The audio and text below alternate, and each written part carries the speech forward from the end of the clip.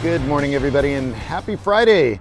Brian! What's up, man? Oh, dude, I am so stoked that you're finally doing this. I know I've been bugging you. Sure. And for those that are watching, Brian's bug is actually, it's a little famous. It's been in Hobby W's. We've used it for other commercials and advertisements and all that good stuff. But I thought it'd be kind of fun to go ahead and do a little video about it to also learn a little bit more about you. Okay. So, so first of all, thank you, dude. Thank you for taking the time to do this. Absolutely. I appreciate it, man. Tell me, dude, where did this all start for you, the whole Volkswagen love, and where are you from originally? Because you're NorCal, right? Yeah, that's right. Originally, I'm from Maryland, and then when I was about 7 years old, my family moved to Northern California, and from there grew up a little bit, obviously, and then later on we moved to San Martin, and it's where my family still lives today. Oh wow, okay.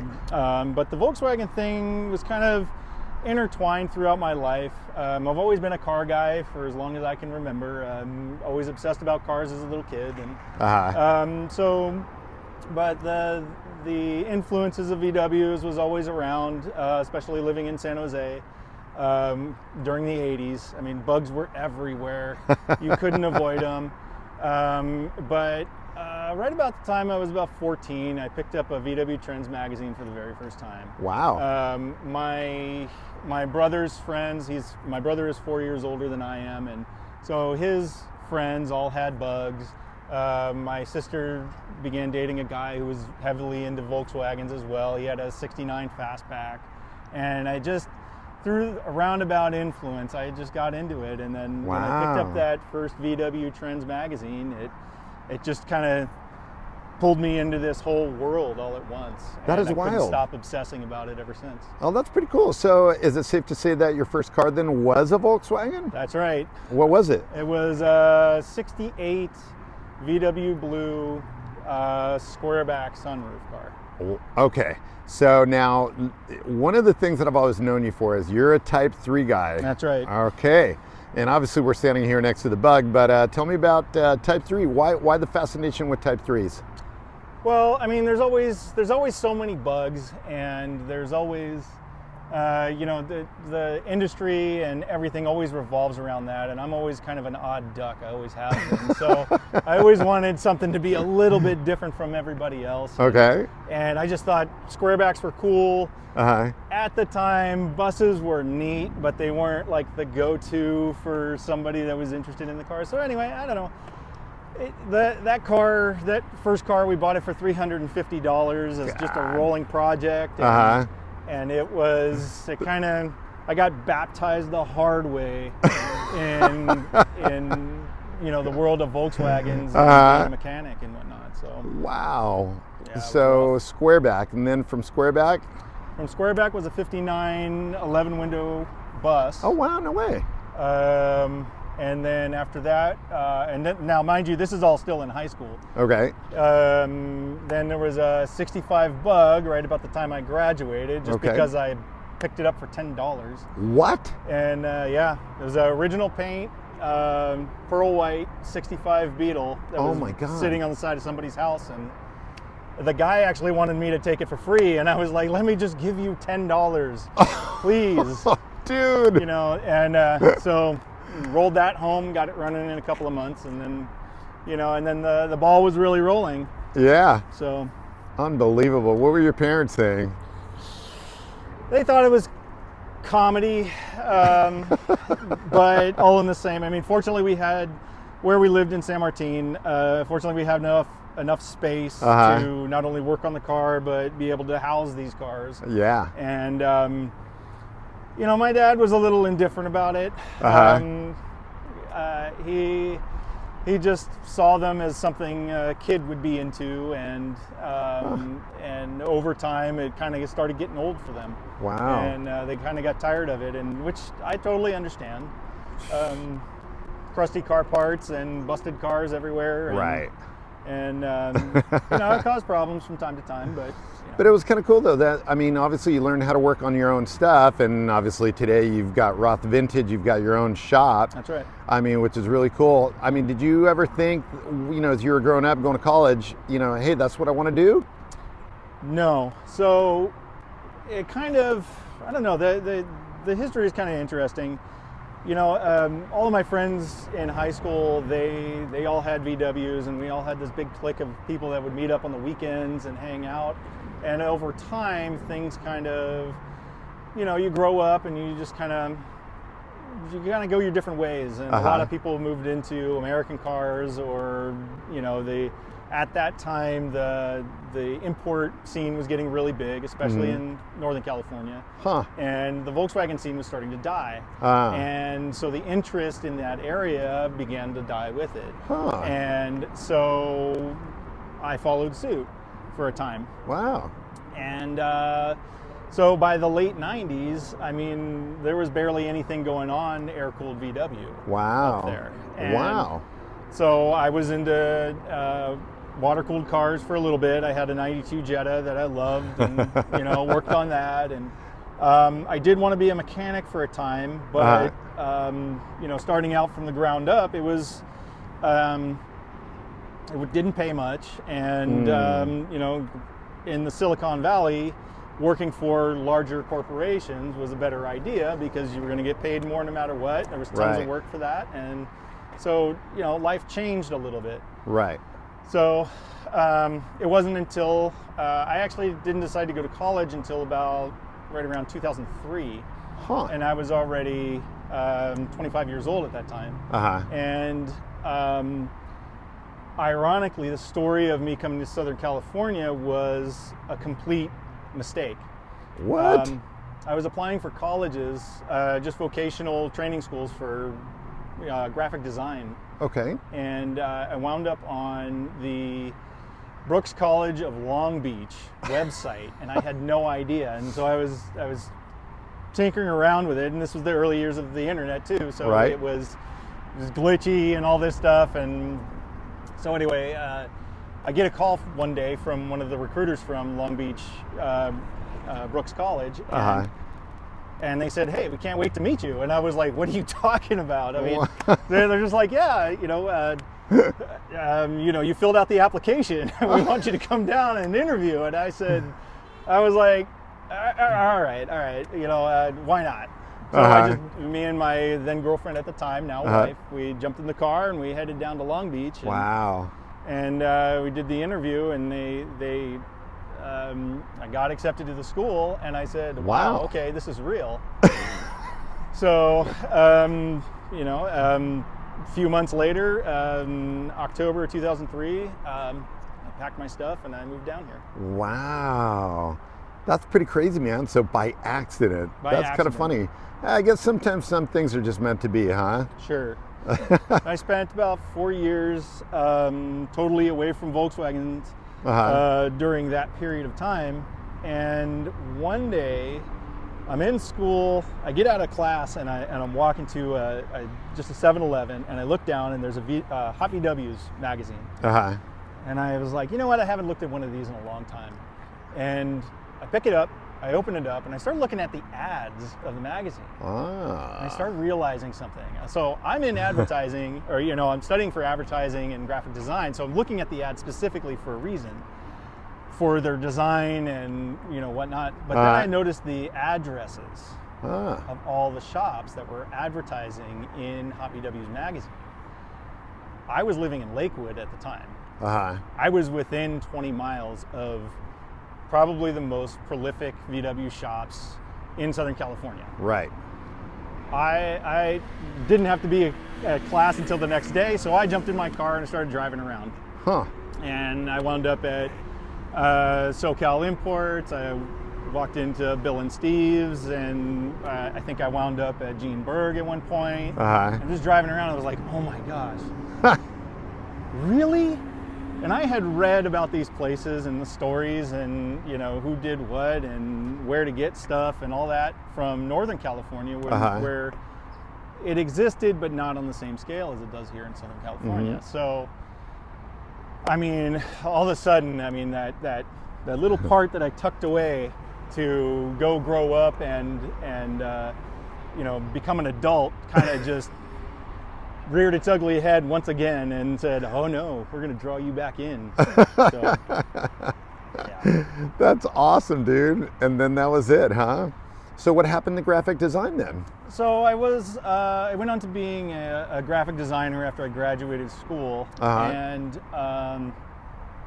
I spent about 5 years doing that. Wow. Okay. And during that time, I had built this car. Okay.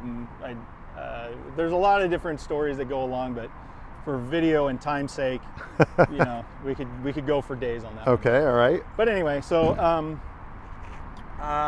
what happened with graphic design was I held two jobs. One first was with a design firm, a little small husband and wife deal, and we did design work and generally speaking, or general design work, and so we did general design work, advertising for random people, and then I got headhunted into working for a company and specifically designing their products for, and then one day, this was right around 2010, and I had some life changes happened and I lost my job at that point. And well, actually in 2011 was when I lost the job, and I basically got fired. And so a good friend of mine, a lot of people may know him as Andy Kimball, calls me up one day and says, "I need help. I just bought a bus and I need, can you do electrical work and I'll pay you for it?" And I said, "Sure, bring it over, whatever." I had nothing better to do. I was on unemployment. And so he brings it over, and 3 days later I had his car all fixed and delivered it back to him, and he paid me, and then he said, "Can I give your phone number to somebody else?" And I said, "Sure." And that started the ball rolling. Dude, isn't that crazy? Yeah. And it just took off from there, huh? Yeah, it was so, I mean, there's so much more to that story. But again, I mean, I could go into so many more details about it, but in all honesty, I mean, that's essentially what started it all. And this car, during that time, I had built this car I bought it in 2007, finished it in 2009, sold it in 2010. Oh, wow. And then it came back to me. I was able to purchase it back from the guy I sold it to in 2014. Wow. And had it changed a lot since then, or was it still pretty much the same? The only thing he really changed on the car was the wheels. It had BRMs on it at the time. Okay. It had like a knockoff Geenberg shifter. I think it was a bug pack shifter, actually. Okay. And he changed like the throttle linkage. Everything else was exactly as I left it. No way. Wow. That's awesome that you got the opportunity to buy it back. I mean, most people, once you say goodbye to your car, that's it, man. And especially if you do get it back, maybe it's changed, something's different. So that's really cool. Yeah. Like I said, man, at the beginning of the video, this car has been in a lot of different things. Yeah. And I think it's awesome. And just listening to it when we were driving over here, it's amazing. So why don't you give us a tour? Obviously, some people have seen it, but there's thousands of people that haven't seen it. So why don't we start where we are here and just tell me about the car, color, everything that you've done to it, all that good stuff. Okay, so originally when I bought this car, and back to the point of me being a Type 3 guy, yes, I was traditionally a Type 3 guy, but one of the things that always attracted me was the VW blue color, and the 67 Beetle is kind of a fabled car. Right. It's very popular. It's very popular amongst the cow look guys, the hot rodders, so to speak, because it was the first of the 12-volt cars, last of the wide 5 drum brakes, and some people consider it the last of the earlier cars. Right. So, but it has a soft spot for me. The VW blue, that was paramount. I had to have that. Oh, that was your first car, right? The 68. The 68 Squareback was VW Blue. Uh-huh. But, so the way the story went was, I'm on the school bus. I think I was 15 years old, and I'm in the middle of Morgan Hills, where my high school was. Mm-hmm. And somehow we got on a weird route, and we wound up at this intersection. And I see this beautiful bone stock 67 sunroof with VW Blue sitting, and I can see to this day every detail of this moment. There was a little blonde girl was driving the car. It didn't have a roof rack or anything. It looked like it rolled off the showroom floor. Wow. And she just looked like she was having the time of her life driving this car around. It was a sunroof. She's just ripping through, like having a good old time. She was zigzagging through traffic and just takes off into history. Never saw the car again. Oh, wow. But I can tell you every detail of that moment. That's awesome, man. And it just always stuck with me. Now, of course, I had my 68 Squareback. I had my 59 bus. I've had numerous 65 buses. Yeah. I've had my 65 Bug. I've had all these cars. And when the idea of this car came up to finally just build the last VW, I just got to get it out of my system. I'm that guy. Everything I got to do, I got to do it and just be done with it. Well, this car comes up for sale, and it was on the Samba for $1,500. It was a rolling shell.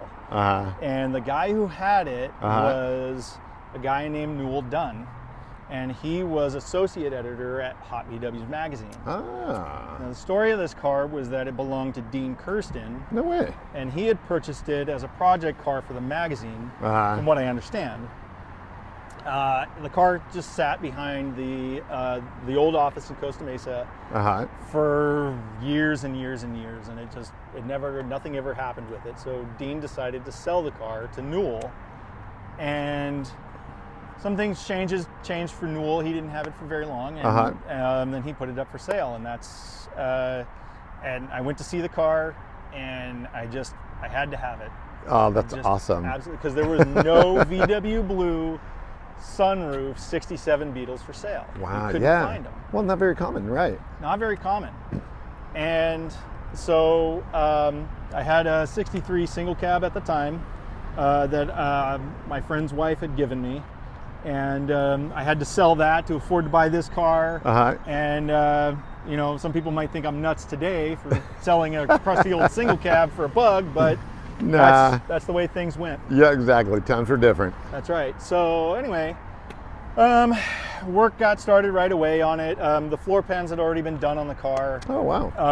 But it had rust issues down in the quarter panels, up in the back, over the package tray area. Okay. It is a sunroof car, so the hoses over time they get tired, they dry rot, they crack, water leaks all over the place. So but basically I learned from the internet how to paint cars and do metalwork.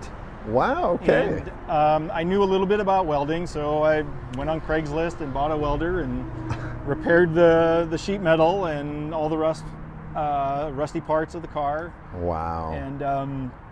And then I studied every night on how to paint cars and what the proper procedures were. And, this was the first time I painted a car. And that was, we finished painting it and body worked it in 2009. That's awesome, Brien. Yeah. I mean, seriously, the fact that you actually learned how to do it yourself. And did you have a vision? Like, did you say, hey, you know what? I don't want any chrome on it. I want one-piece windows. Or did it just kind of evolve?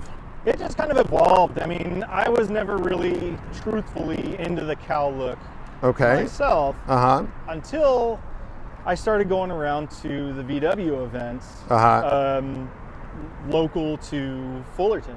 Okay. And, DKP was a big influence there. And you would see all the different types of cow look cars. Right. And some of those guys had just had those cars for decades. Yeah. And they were... I remember reading, stories about the cars from DKP, and seeing the cars throughout the magazines and going, those are really cool. And then when I got to see them up close, that's what changed.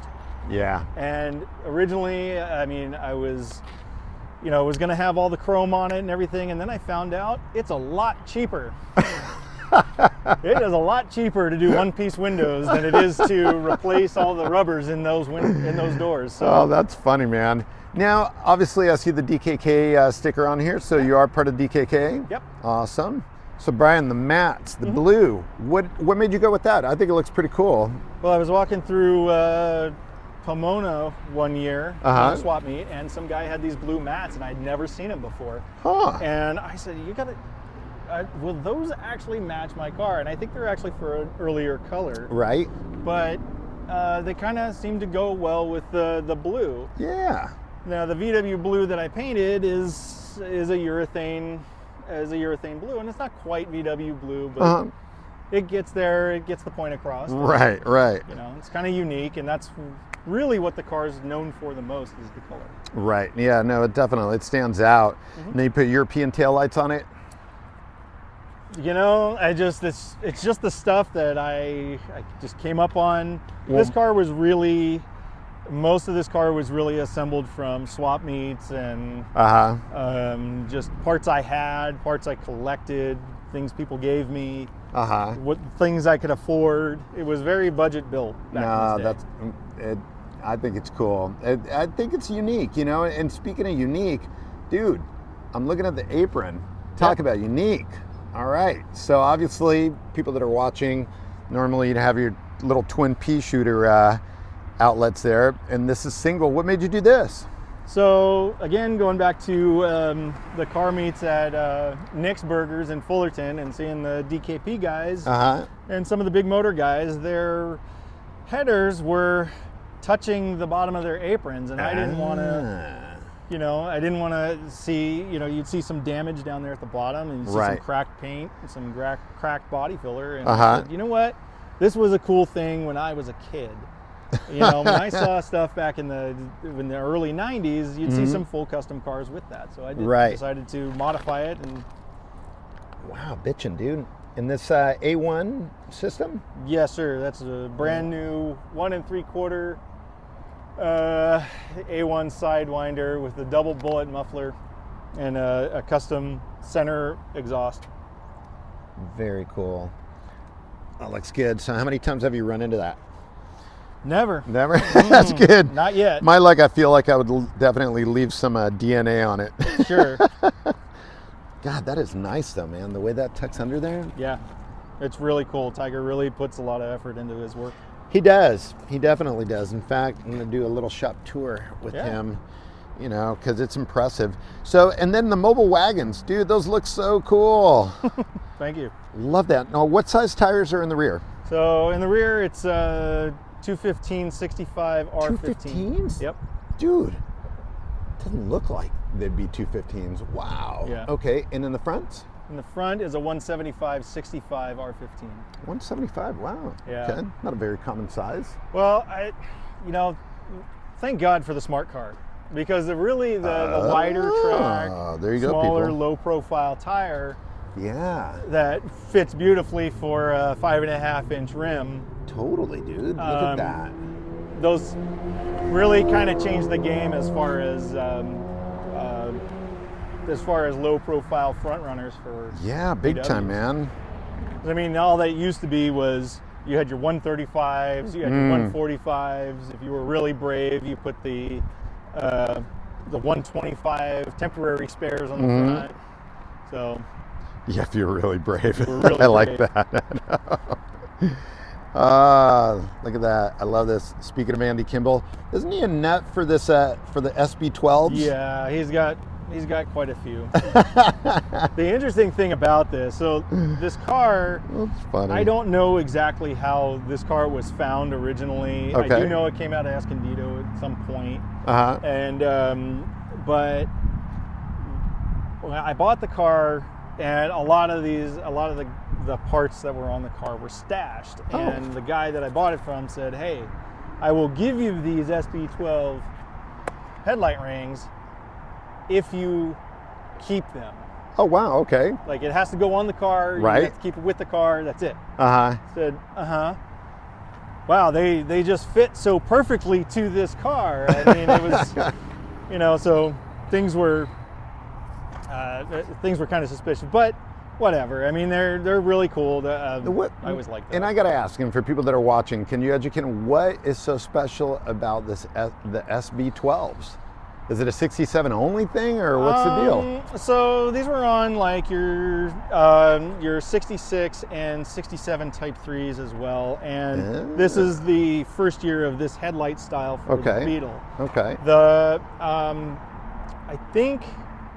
pretty sure that's chrome stainless, because the SB12s do not rust. Wow. Okay. All right. Do not rust. But the 67, one of the things that's unique about the 67 is the door handles and the hood handle. I don't have the proper hood handle for this car. Okay. But these are wrapped stainless. Aha, yes. That's why they never rust. They never pit.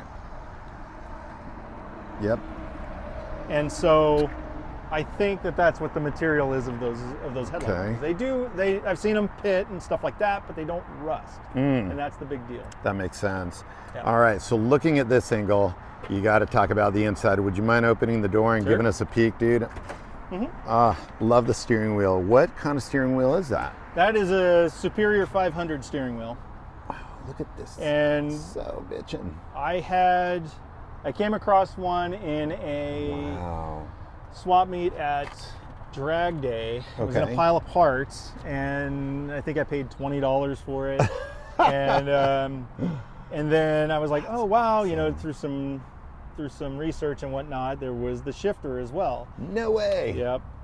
And so that is a matching steering wheel and shifter. The steering wheel actually came from a guy over on the East Coast.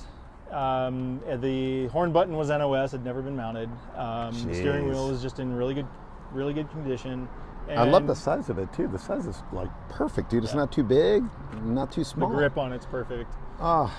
And you just don't see them. No. You don't see them with that horn button or anything, and that's kind of what I enjoyed about it. That's pretty rad. Dude, where'd you get your tack mount? That is cool. That is from Fast Fab. Rob at Fast Fab makes those. All right. That's nice, man. Yep. Nice styling. So, okay, so obviously we got Monster Tack, and I guess before we get into the engine, so checking out the inside. Looking at that tack, and obviously, you know, like when people pull up next to you, is it pretty much like, okay, and you hear this thing breathing, how often do people just, you know, rev, challenge you? I mean, is it just like on a daily basis, dude, or what? It is a daily challenge. Like I used to daily drive this car probably about 3 to 4 times a week. And just ever since COVID, driving on the roads around here has just been kind of crazy. Yep. And now it's basically a daily challenge. Now that it's louder, it has a more aggressive look with the wheels on it, right? The tack and the windshield. I mean, it's at every light. I'm like, oh God, if there's a Dodge Charger that rolls up, or some Honda with a chrome exhaust on it. I mean, it's like, okay, where's the cop? Where's the cop? Okay, we're good. And then hammer down. And I know you don't have to partake. Right. But I mean, it just is what it is. I mean, the power is right there. It's on tap and it's ready to go anytime. Dude. Now, power on tap. What's in this? Let's see it, man. All right. I love that you don't have to, but you can't help yourself. Oh, look at that. Yep. Oh my God. So this is 2275. Holy shnikes. Chimney. Fully balanced, 42 by 37 and a half valves, 9.5 to 1 compression, big ports,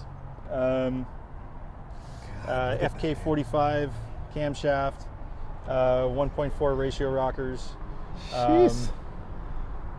Bosch 010 distributor, 48 IDAs. God.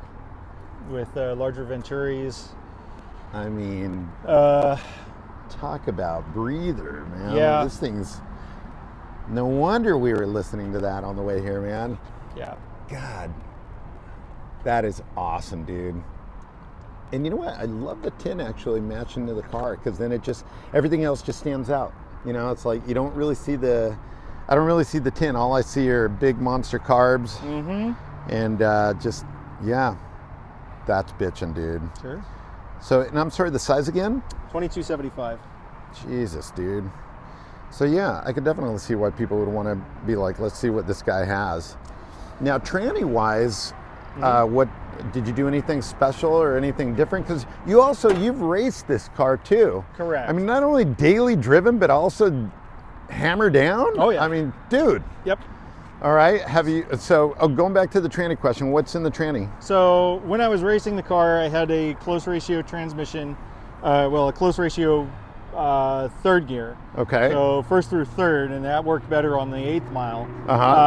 Unfortunately, I'm just a terrible driver. So honestly, I got a lot to learn about racing, but I gave it my best. And the car had at the time it had a 1950 in it. Okay. 1915. And it was making roughly about 160 horsepower. Jeez. With that smaller engine. Wow. And so at one point I hated driving it, because I started building the car more for racing applications than driving. And the car became very, just not pleasant to drive anymore. And for me, the car spends more time on the road than it does anywhere else. And so I like the drivability of VWs. I mean, it's the thing that makes you fall in love with them. Right. You're hitting the road with them. So drag racing puts a big toll on the car. You start breaking things, you start dumping more money in it to go faster and be more competitive. And it really is a snowball. And I stopped when I realized it was getting expensive. So so anyway, the 1915 went away in the worst possible imaginable way. Oh, and there's a story there. There's a story there. Wait, what happened? So, you know, that little 1915, God bless it, it would just rev to the moon. Okay. And so during COVID, there was a birthday party over at Gary Berg's shop, and I was leaving there that night, and I took off down Collins, and I was hitting it. I was on the throttle. The car gets to about the shift light, and all of a sudden, bang! It just noses over. Oh. Still running, but it noses over hard, like somebody pulled the brakes. Huh. And I get to the end of Collins, and I get out of the car, and it just sounded like rocks, like somebody poured rocks in the crankcase. And I was like, okay, but it's still running.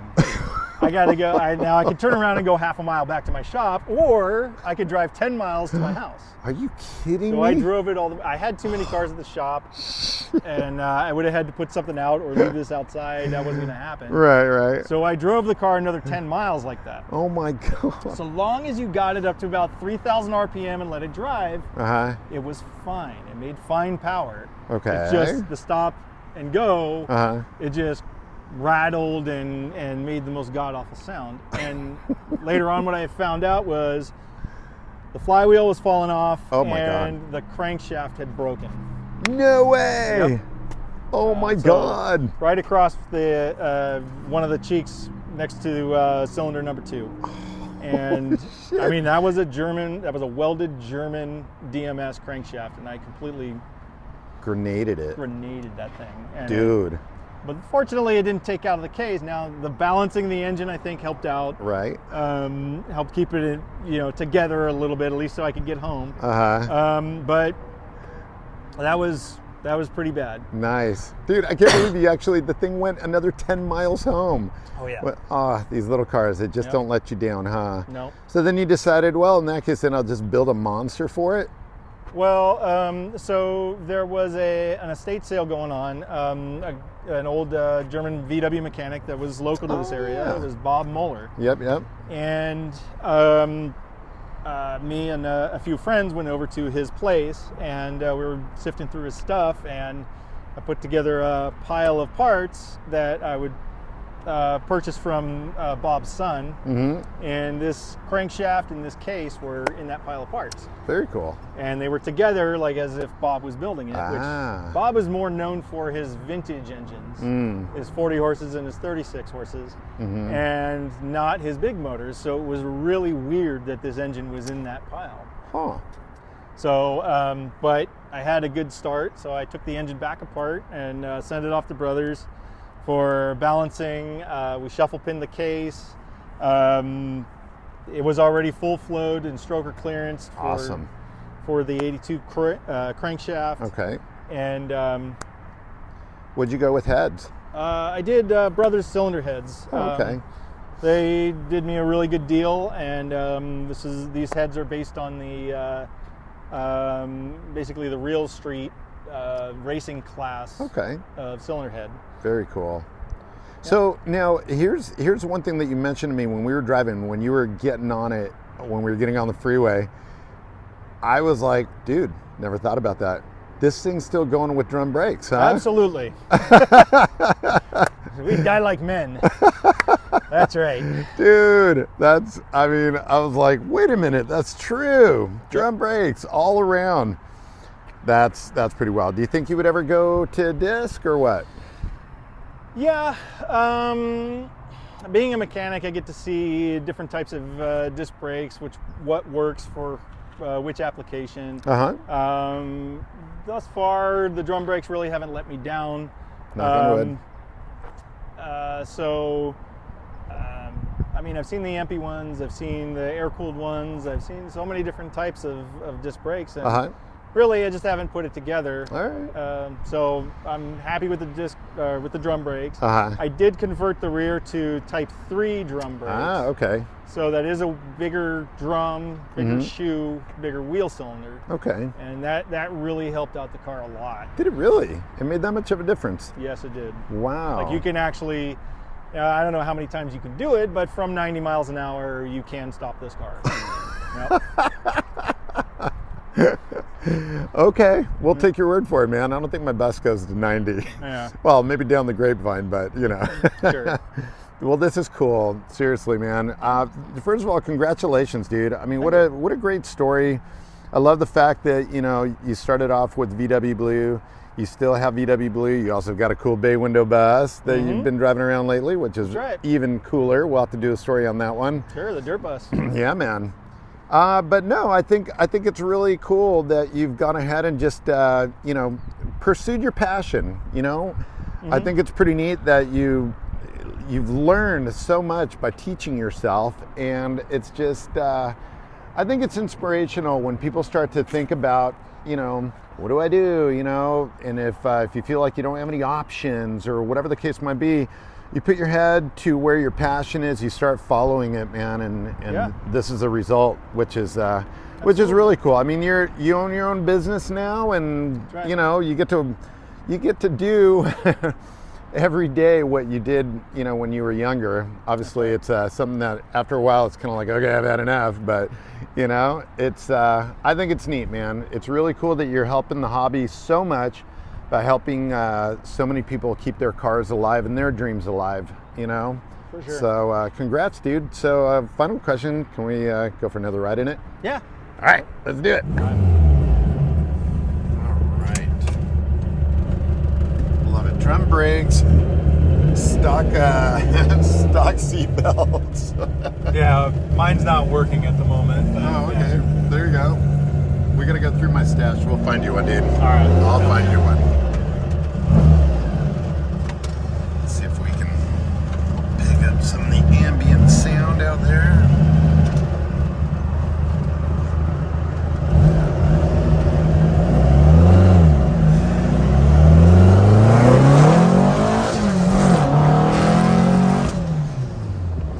Yeah, it was a good thing I was holding on. Sorry.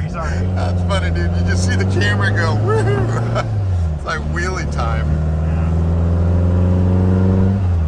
Such a cool shifter. I don't think, have you ever seen anybody else with a Superior setup? No. Yeah. I see them around swap meets and do? car shows and stuff like that, but not in cars. Yeah, no, I think that's really cool. Now maybe you'll start a trend, dude. Yeah? Yeah, you never know. Yeah. You never know. Too cool.